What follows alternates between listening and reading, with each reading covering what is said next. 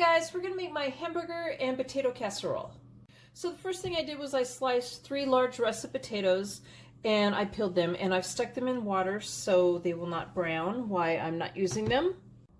Next I'm going to brown 1.5 pounds of hamburger, and I'm using 81-19%. You could use a leaner one if you want. I'm just going to drain off any grease that is left behind if it's too much. But yeah, I chose this one. It is cheaper than the lean. Do some salt. I'm not really measuring. Some pepper.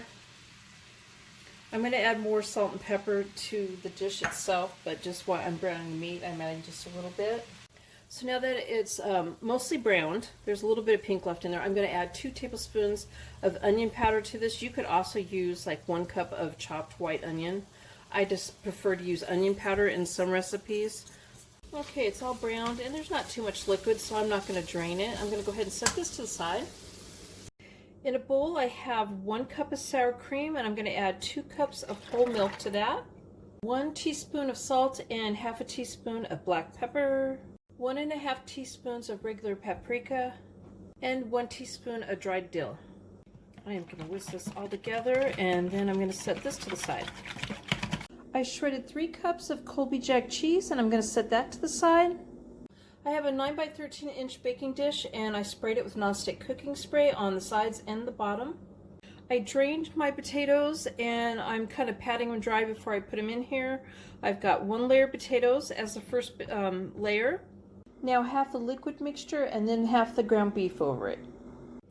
Now I'm going to add half of the cheese to the top of this. I'm going to repeat the layers now in the same order, ending with the cheese on the top. So my oven's preheated to 350 degrees. I'm going to cover this with foil. I'm going to tint the foil just slightly, and I'm going to bake it for 1 hour and 10 minutes, and then I'm going to remove the foil and I'm going to bake it for another 10 minutes.